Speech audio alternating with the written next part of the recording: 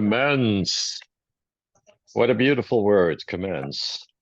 Yes, it is. I love that word. It's fun. I'm a fan of words in any language that one word can replace a sentence or a paragraph. For example, gezelligheid. Ja, bijvoorbeeld, ja. That that one word. Gezelligheid, ja. That's something that doesn't translate to any other language, that word. That's really funny, yeah. But also, like, yeah, I would like to indicate. It's also a word like that. Uh, I like to indicate. Yeah, commands. Let's commence. Command is great because command can mean there are words where you can change the inflection and it changes the meaning. And one of my favorites is the word swell, right? How you doing? Swell. Swell. Swell. Or you see something that's amazing, like, boy, that is swell. Or, you're not having a great day. How you doing? Swell. Right? A completely different connotation. Exactly. Yeah, that is funny. Yvonne had something, but we may already have a episode with that subject, like stepping out of your comfort zone, right? We did that already We sometime. we we did. Yeah, We did, we did. but Yeah, we didn't reflect on anything current. that's And true. and when you go through it, I think,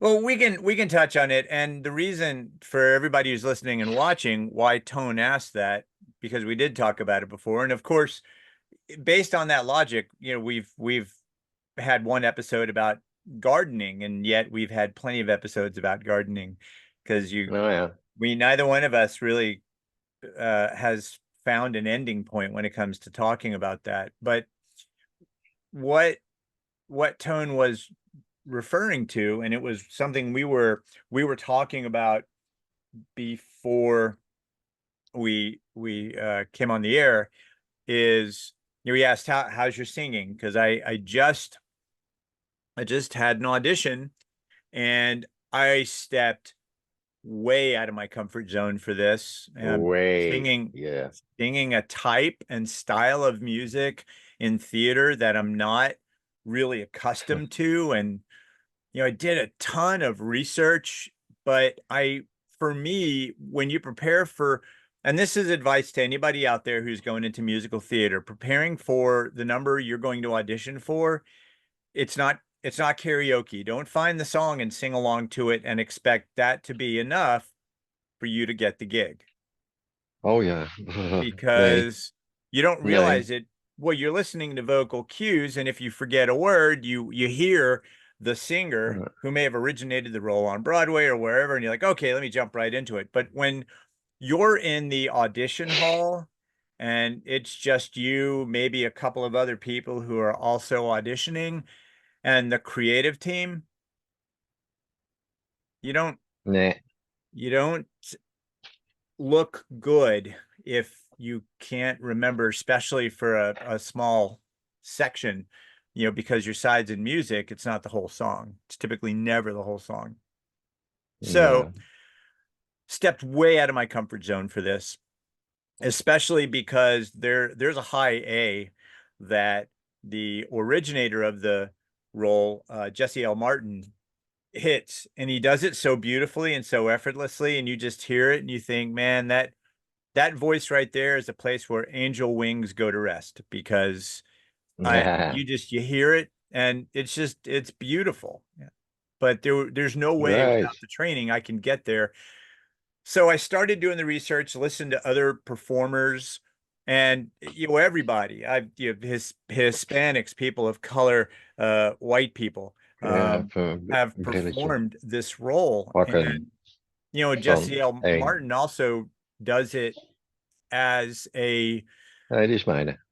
he almost does it as a gospel song. And I thought, holy cow. So, But the nice thing about it is you can riff and make the song your own. And ultimately, that's what I did. So I think also, and Tone, I know you'll agree, getting out of your comfort zone also means that when you get up there to do the thing, just to own it. That's exactly what you have to do. Yeah, it's half the job. You have to still have to hit the notes, of course, because you can't get away with that. But anyway, but that's no problem for you. But still, you have to do something that you're not used to, so it's pretty hard. Okay, Cor. I have to see if this one works because no, it doesn't work. It's too What far away. what doesn't work? Um, my regular glasses, these ones, Yeah. if I put them on, I have to sit like this the whole time. Oh, well, Then I that's can not see good. you. So I know. how blind, how blurry am I if you take your glasses off? Um, like looking through a piece of blurred glass. How do you say that? Matte glass? Nay, Yeah, so like you can see me, but you it's. Let's put it this way. If I put it on like this and I take it off, there's no difference. And here's my reading section in the glass, right. and it works like this. So then I have to sit like this, and I can see you. Oh my gosh. So that sucks. And So you my can show wife is us. helping me. That's wonderful. She's See. awesome. Oh, You ought to hang on to her for a while. She's pretty awesome.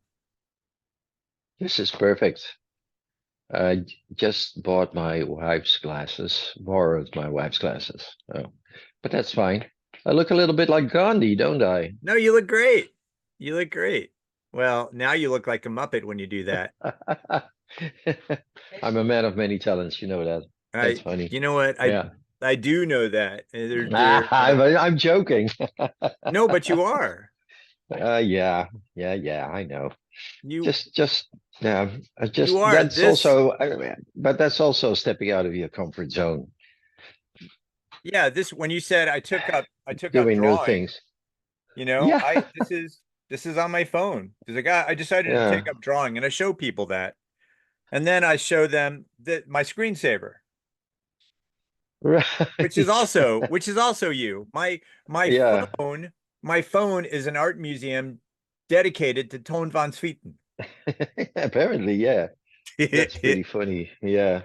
And also, my lovely wife, Ivonna, audience, you don't know that, but I just before we started recording this session, I showed Ron a little thing that my has picked up, and it was an interior decorating little project. Yeah, it's We great. have a little corner in the living room. It's kind of like a Zen-y Buddhist like a little corner with a Buddha. How it works. Everybody has Sure. this little shrine atmosphere area in their living room, and my wife decided to redecorate the wall, and she took a couple of placemats with some nice designs on it. She slapped them on with holes in the pattern, and she slapped it on the wall. She filled it with gypsum repair paste Yes. with a And it looks, so for people who pretty can't see cool. it, it looks spectacular. It looks like an interior decorator showed up with all the tools of her trade and you know said, "Pay Yeah, now and let me do the work." I mean, it's beautiful. Absolutely yeah, beautiful. I agree. Yeah, she said, "Oh, I'm going to do it." I said, "Okay, well, it might work," and So, and it did. you know, Uh, I just as we're talking about this and I processing, yes, we've talked about getting out of your comfort zone before. Here's something to think about. What does getting out of your comfort zone now at this age with experience under your belt look like and feel like compared to what it felt like and looked like when you were hmm. younger? Well, the funny thing is that when I was younger, I had a lot of like it's oh wow, it's one of those words that I don't know how it is in English, but it's like you have this phobia of trying new things, like this That's like it. this. I'm afraid of Yeah. being afraid of failure, Yeah. being Well, afraid yes. you might fail at something, and a lot of people apparently have that, which Yes. also is something that a lot of people don't realize. They think they're one of the few, but I can tell you after speaking with a lot of people, I discovered that you're one of many who have that. It's not like an exclusive thing or like a brain or a If you're psychological if failure or you're in anything. It's pretty entertainment, human. that's It's correct. If human. you're in entertainment for Yeah. any length of time, Tone, don't you find you're if you've never dealt with that, you get to a point where you will experience it. Yeah. So, So for instance, when I was younger, I had a lot of my things, a lot of things that I did, I let myself being led by that whole phenomena, that psychological thing that you have in your mind that I can't do that. No, there's no way I can do that. But if you don't try, it's also a very cliche thing. If you don't try, you will not, you don't know, and that's true. And when I got older, I I realized a lot of that is true. Just do it. Don't think upfront that you can't. Like, oh no, I can't do that. Well, why not? If you don't try it, you don't know. And apparently, I if you have to agree try, with you. I have to agree with you. it And is. Yeah. what you just said reminded me of something I've said this often to people in the past, and it was used back on me because what people who are listening and watching don't know is I kept going back and forth on whether or not I was going to audition. And I got to a Mm. point where I thought I have no business auditioning for this role. No business whatsoever. I don't have the professional training and musical background that someone like you or Ivona or my wife or any of the people who were also at the audition Right. have. But two things happened. First of all, in addition to listening to the music and learning it, and the music was keyed higher than everything I'd been learning, but I also worked with a vocal coach. And this Mm. vocal coach Mm. was Yeah, he's intimately familiar with the music. So he did amazing things for me with my voice. The thing that was that's cool. told to me was a reminder of something I've said to other people in the past. And that was Mm. you miss 100% of the opportunities that you do not take. Absolutely. It's very true. That's exactly what it is. Yeah. And Yeah. when that was said to me, I thought, okay, the worst thing that can happen to me on the stage is I can't hit notes. I sound terrible. That's the worst thing that could happen. Yeah. And it was interesting because I'd spent so much time working through all of that. And this is another thing. You tell me if you feel this way. This is another thing that I've discovered as I've gotten older and stepped up on stage. I still have the nerves and the butterflies in my stomach, but now, and with the advice and guidance of the people around me that I love, who love me, Yeah. they're the ones who say, use those nerves, use those butterflies to your advantage. And I found that Yep. now I do. Instead of getting up there and shaking, I Yeah. take that energy and I pour it right into whatever it is I have to do. Right. Yeah. It's like a mental knob or something, a button. Yes, it's a I know. switch. Yeah, it is. There's a switch. It is there, but it's hard to find it sometimes. And most of the time you can do it. But I also experience that sometimes you just can't find it. It's there. You just stay nervous or you can't do it for whatever reason. It happens. It does. But Yes, that's fine. That's fine. You can't do it all the time. There are also things that might fail. And the clue is that you don't have to you shouldn't listen to that or base your future decisions or endeavors to you have to go past that and go like, okay, it failed this time, correct. but it's Proceeds. not like this is happening all the time. You have to And be willing, that's you very have to be important. willing to fail to get better, I think. Yeah. absolutely. Yeah, You have to be and willing to it fail and get sucks. better. Yeah, yeah, and you have to put it aside. Like sometimes when I'm on stage and I'm doing stuff, sometimes you go like, hmm, I don't think people like it that much what I'm doing here. And at that moment, you have to find another switch and just ignore it and just keep going and do what you do. And then this feeling might stay, or it might turn around. And then because the energy that you put out there from the stage, it's reflecting on the audience. And if the audience feel you're insecure or you're not comfortable in what you're doing, Correct. they go like, "All right, thanks, bye bye." Nope, that's okay. Nope, no more. That's fine. But if you stay in your role, just keep doing what you're doing, yeah, they will turn around. It's what you give out, it's what you get back, and not the other way around. But they go, sometimes people go like, it's a shitty audience and stuff. They say, a shitty audience. What's wrong with the audience? No, there's nothing wrong with the audience. It's you. You're doing it wrong. But that's okay. You can't be at your best all the time,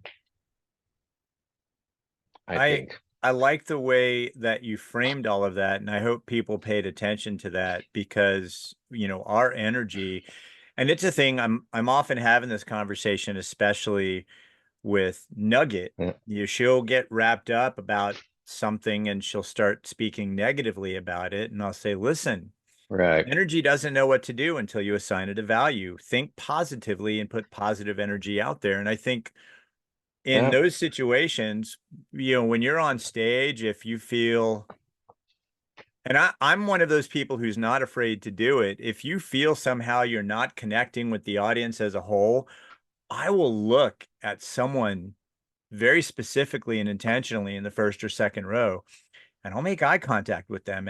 And I'm right. amazed how much that Yeah, unlocks in me and unlocks in the audience. yeah, I think that's true. that's really, Make it really personal. important because Yeah, in this digital age in which we live, like the people listening and watching this right yeah, now, you can interact with us by posting questions, comments, thoughts, and maybe ideas for future topics, but not in real time. But imagine if you're watching and you speak up and say something, and then Tone or I look at you and go, well, actually, and that's what you get to do in live theater and live shows. You get to break that fourth wall, and it can be as yeah, simple as just making eye contact. yeah.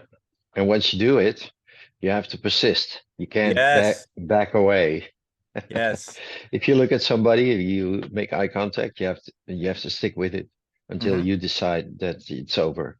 Yes, Like you say something or you make a joke or you have an interaction with somebody or ask them a question or whatever. You have to stay on it. You can't just go like, "Oh, okay, whatever. I feel uncomfortable, so I look away," because then you're lost. It's gone.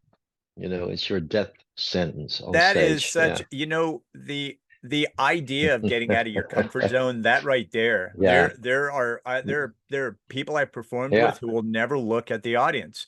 They look over their heads. They'll never make eye, even if they're supposed to break the wall and talk to the audience, they can't do it. Yeah. And there, to me, is nothing more satisfying than overcoming whatever that stumbling block is to elevate your sense of confidence.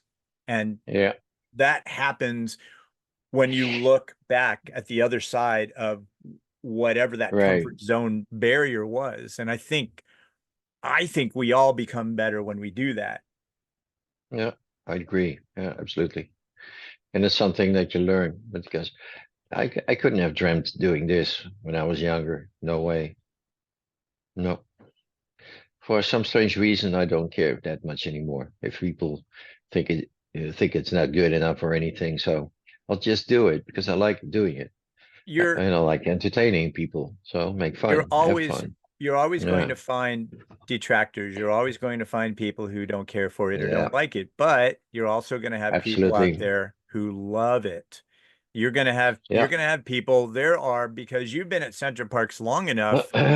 You have Hmm. people who book and come to the resort because they're looking forward to seeing people like you.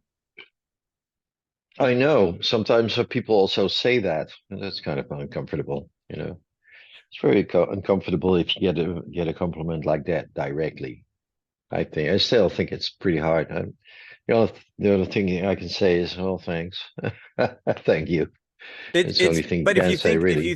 But if you think about the fact that they've saved their money, they've set aside the time, they've planned out their yeah, schedule, time away from work and whatever else is happening so they can travel yeah, either across the states or countries so they can see Tom. yeah, And that, yeah, I tell people all the time that that is the other side of getting out of your comfort zone, or the connections you make with people, and how important those connections are. And right, yeah, you do that when you're on a stage and you look down and you make eye contact, like you said, even if that eye contact is only for a few seconds, you're looking correct. at that person and they're looking back and they're giving because you're giving. And Mm, I think all of that's tremendously important. But getting out of your comfort zone, when I first came over to the Netherlands and I learned the stunt show, I had to learn how to do a high fall completely different from any high fall I've ever done because of the way the stage had been built. And a mistake mm, that had been made in design measurements meant that part of the fall pad was tucked under the stage. So if this is the mm, edge, you had to right, start here and lean forward, and your boots drug.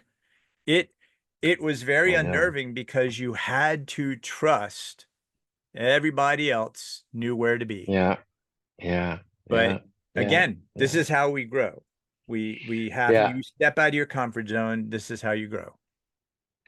Now you're just saying that I remember, right? That was pretty scary because Yeah, you could see the edge of the volcano, and you go like, I'm gonna hit the volcano, but no, if you did, you have to be right in this exact position and correct. just commit, and go like, okay, and there you go. Yeah, Yep.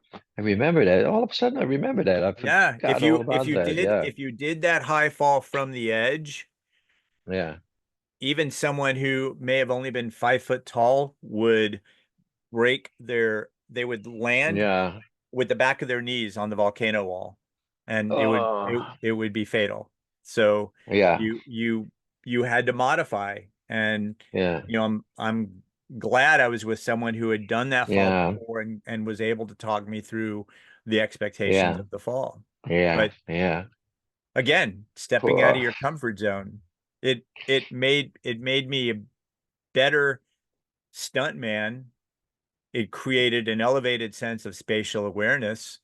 yeah. Just like in preparing for this audition I had over the weekend, where one part of me was saying you have no business doing this, and another part of me was saying I really like this character. I really want to do this. Yeah, yeah, Yes, exactly. Yeah, yeah. Well, sometimes, of course, you have to be realistic. If it's like a really definite no, then maybe you should put yourself through that. That's of course also very important that that you're being realistic about it. Like if they're looking for a certain character or like typecasting, right? yes. And if they want a tall blonde woman with big boobs, you shouldn't go. Yeah, It's I wouldn't. it's I what you're that's saying is after what you're yeah. saying is I shouldn't audition for a role where they're calling for a tall blonde woman with big boobs. Got it. Mm, for instance. Yeah. Yeah. Well, it's a little bit exaggerated, but you understand. Because if you didn't, you would joke about it. Yeah. Well, because yeah, well, all's been said. It's really basic, you know. But if you stand a chance, if you think you can do it, and you're the right person for the job, just try it. You have to do it. There's nothing to lose. Yeah. Right, right. Because that's pretty funny as well. There's a guy who works at the bar at my work at Center Parks, and he's a he's a bit of a nerdy guy. He's a pretty nice guy. He talks a lot, but he's okay. His name is should I say his name? Well, why not? But I shouldn't. But I don't have to, so I'm not going to do it.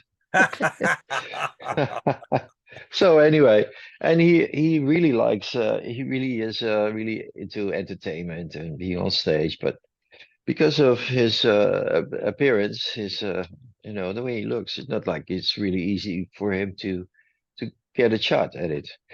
And just recently, in the Netherlands, there is a new musical. It's about the Second World War, like 4045 it's called. And he got an extra part, and he's really, really proud. So really happy for the guy because he's, as I said, he's a nice guy. And so he's, oh my God, oh, he's so happy. And I like that because, normally guys like that wouldn't stand a chance for doing anything. But as an extra, he's perfect. Why not?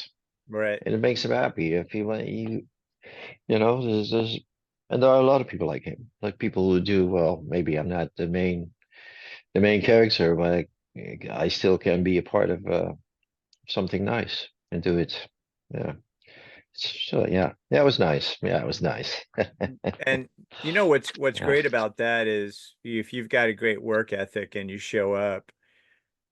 I know plenty of Yeah. people who started out as extras. I'm one, and Right. you wind up being able to build a career. You get more parts. You go from extra to featured Yeah. extra, and then yeah, somewhere along the line, Yeah. you you get Yeah. upgraded. You get Taft Hartley, and I think the same thing Right. in musical theater. When we went to see Wicked, we met one of the ensemble after the show, and stayed in touch with her and found out she trained for and became the understudy for Elphaba in Wicked, and then she Ah, became the swing. She would swing in once or twice a week for it, which there's someone who started here and yeah. continued to progress. And to me, Yeah. that right there, that says everything. And it's also, again, it's about getting out of your comfort zone and you got to be okay with it. Right. I think sometimes, Right. for example, if you show up to an audition where you think, I can do it, but they're probably not looking for someone like me, you never know, because sometimes Exactly. the people behind the table might have this idea, and then Tone shows up and they go, "Huh, we weren't thinking about a bald guy for this role, but," and Why not? and sure enough, the casting requirements change, or the people, and this is another thing to Yeah. always remember in any creative endeavor, the people in the room have other things going on, and the thing you go to Right. audition for, you may not get hired for, but some of those Uh, people are involved in other projects. And right. down the road, they may say, "Hey, who was that guy that came to the audition? I'll bet he would be great to play this role." Exactly. That's how it goes. Yeah. Yeah. And also pretty funny, it just pops into my mind. I don't know how it went down, but do you know the show Bridgerton? Yes. Bridgerton, yes. Okay. Yep. It's in old Victorian England, but you see black people. Hmm. And then for some strange reason it works. Like the Queen is a black woman. Why not? Yep. Well, It's pretty funny, Hamilton. pretty cool. Look at what Hamilton, there you look at go. what Lin-Manuel Miranda did with Hamilton. Right, exactly. That's exactly what it is. Yeah. Again, I don't know how it came to be like that, but apparently it works. So why not? And you That's okay. see, the reality is most of Shakespeare's productions when he was Uh, alive were all performed by men, all roles, right? I've seen yeah, productions where it was all women. right. Uh, Uh, it's fun, and you have to be willing to get out of your comfort zone to try something unconventional, because there's growth at the other end of that. yeah, absolutely. Yeah, pretty cool. Yep. Oh, Again, Hamilton, by the way, yeah. it was in the Netherlands the last month or something. The cast from Hamilton came to the Netherlands and did a couple of shows.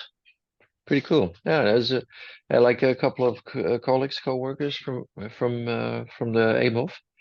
They loved it. We're like, oh yeah, it's so cool. And I went like, huh? Did you know that? Yeah, It's we a do. it's Oh, a okay. it's an amazing show. Yeah, but apparently it's well known far and wide because in the Netherlands they don't as well. Yeah. But it also goes for the Mormon, the Book of Mormon. They Yo. come, yeah, the entire cast comes to the Netherlands and they perform the Book of Mormon in English. It's a big stage and it's like it sells out every time. It's awesome. Oh my God, it's so cool. Yeah, anyway, so from stepping out of your comfort zone to the Book of Mormon. Okay, that's fine. That was that there's a full circle moment there, even if I don't see it. But I will say, and you and I both agree, that thing about missing 100% of the chances you don't take, the worst thing that can happen, the first time you ride a bike, you're gonna fall. You shouldn't stop you from Yeah, riding a bike because there's a great big world out there once you master the pedals and balance. yeah, So absolutely. Yeah, just be willing that's to so push true. yourself. Be Yeah, be willing to be willing to step outside of your comfort zone. yeah. So you already did it as a child. That's a lesson. So you just Right. keep on doing it. That's That's it. right. Just keep doing it. Don't forget it when you're getting older, No. when you're growing up, when you're getting adult. All of That's it. all of these Yeah. all of these muscles atrophy if you don't use them. All of them. The physical ones, the Yes, mental ones. all of them. Yeah. Okay. Thank Guess you that was everyone uh for tuning in yet again and listening to two old friends talk about whatever it is they talk about. Yes, they do. That's funny. Um, be sure to click like and subscribe. Tell your friends, tell your friends' friends, tell your mom and dad because we're even suitable for them. And we will see Yep. you on the next one. Until then, please share with us anytime you've stepped out of your comfort zone and how you grew as a result. Yeah. Press like and subscribe and write a comment that will help the channel. And we really It will help appreciate you us. being there. Yeah. Until next Exactly. time, See you later, alligator. later. Later.